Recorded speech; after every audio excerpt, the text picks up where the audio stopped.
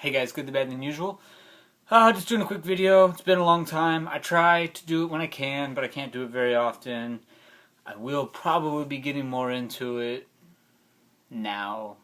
Who knows? No promises. Anyway, got something good, bad, and unusual for you. The first thing, a good film, and I absolutely love this. And I'm probably going to rewatch it again just because I feel like I missed so much the first time around, is Black Rain.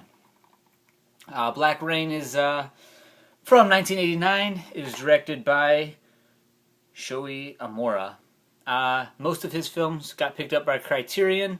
That includes Vengeance is Mine, The Pornographers, which I have. I need to check it out again too, just because I really dug the Black Rain, so I need to give that a second chance. Anyway, it's about the Hiroshima bombing. It's very, very bleak. It's black and white. It has to deal with like fallout, the actual black rain that came down afterwards, like radiation sickness, shell shock, or PTSD. Anyway, a guy's out on a boat. The bombing goes off. It kills like 90% of the city, or 100,000 people, some crazy high number. Dude comes back. You get to see like all the fish floating to the top and all this stuff. He has no idea that anything's even happened. He shows up. The whole city's destroyed. Chaos ensues. Very bleak, very dramatic, but I loved it. I absolutely loved it. It won 25 awards and was nominated for like 4 other awards that it didn't quite win, but it was just awesome. I truly loved it. And if you're into international art house kind of films, definitely check it out. Alright, next I got a bad. And this one was very bad.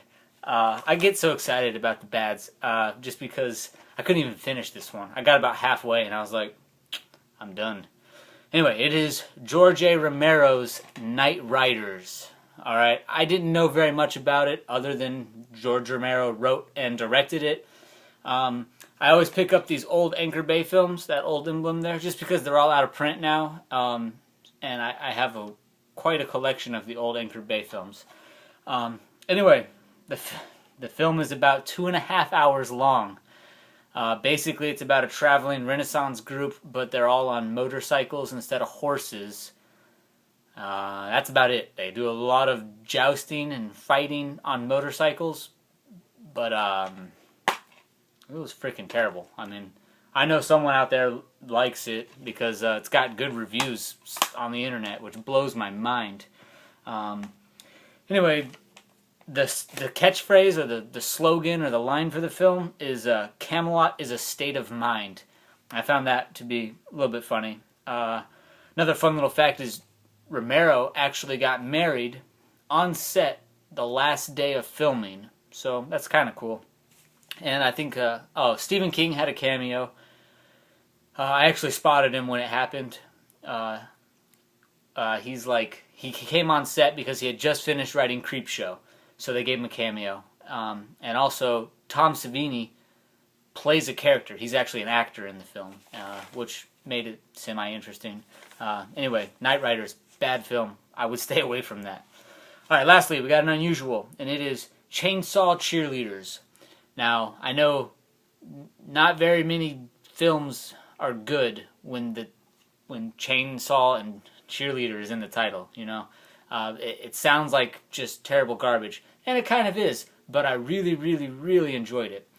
Anyway, the reason I chose it as unusual is because it was a limited print to 450. I got number 350 from sickfilms.se. The film itself, mediocre splatter comedy. I did stay interested in it the whole way through. The plot had enough twists to where it was actually pretty interesting. But basically, it's about a chick who she catches her boyfriend cheating on her. Parents send her to like this cheerleader camp because she has a bad attitude. Cheerleader camp uncovers a witch that lives next door who's like 500 years old. Basically, it stalks this one in particular woman because the bloodline. It's all predictable stuff. It's really funny, and the splatter, like gore stuff, is just, it's on point. I really enjoyed it. The music was pretty cool as well, and I would actually recommend it to people. Not just the limited edition. I'm sure there's some other edition. So if you can, just pick it up to watch it if you like goofy splatter flicks.